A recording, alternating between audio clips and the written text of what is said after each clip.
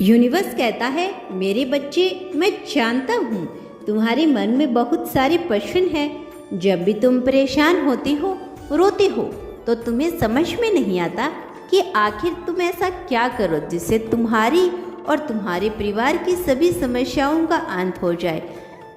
ऐसी अवस्था में मन मुझसे चीख चीख कर सवाल करता है कि महादेव, इस गलती की सज़ा आप मुझे दे रहे हो, किस गलती की सज़ा दे रहे हो? मैंने तो सबको खुशी दी, कभी किसी का दिल नहीं दुखाया, फिर आप मुझे इतना दुख क्यों दे रहे हो? अब मैं थक गया हूँ दुखों का सामना करते करते। आप मेरे दुखों का अंत कब करोगे? मेरे बच्चे, आज मैं तुम्हें तुम्हारे हर प्रश्न का उत्तर मिलेगा। आज मैं तुम्हें बताऊंगा कि आखिर तुम्हें इतना कष्ट क्यों सहन करना पड़ रहा है। मेरे बच्चे, ऐसा कौन सा पिता है जो अपने बच्चों को दुख देना चाहेगा? परंतु प्रकृति के कुछ नियम हैं, जो जितना तपेगा उसकी चमक उतनी बढ़ेगी। मेरे बच्चे, मैंने बहुत ही महत्वपूर्ण कार्य के लिए चुना है, उसका समय अभी नहीं आया। तुम भौतिक सुखों के पीछे भाग रहे हो, इसीलिए तुम्हारा मन दुखी है, किंतु मैं तुम्हें भौतिक जगत में खोने नहीं दूंगा। मेरे बच्चे, मैं जानता हूँ तुम मेहनत बहुत कर रहे हो, तुम्हें कोई चमत्कार नहीं चाहिए, तुम बस अपने परिश्रम का फल चाहते हो।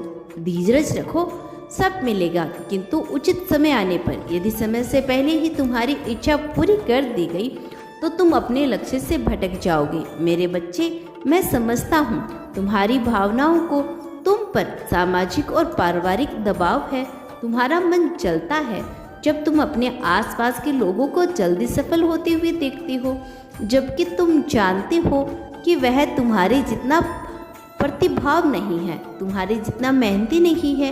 वे दूसरों का बुरा चाहते हैं, उन्हें जीवन में पहले से ही सब सुख सुविधा प्राप्त है, किंतु फिर भी उन्हें सफलता मिल गई और तुम्हें कठिन परिश्रम के बाद भी असफलताओं का सामना करना पड़ रहा है।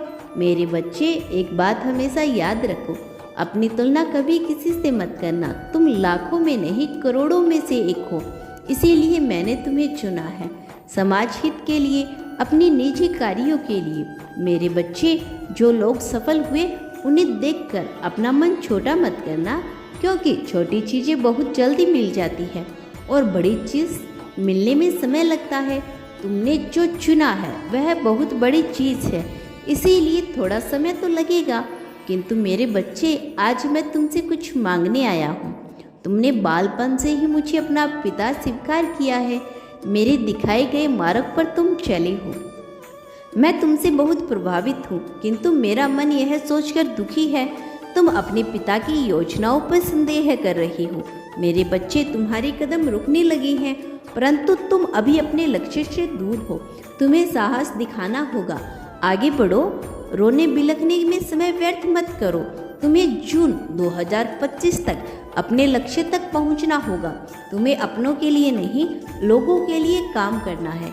मेरे बच्चे, एक नया परिवार तुम्हारा इंतजार कर रहा है, तुम्हें उनका रक्षक बनना है और उसके लिए तुम्हें अपने कर्म पथ पर चलना होगा।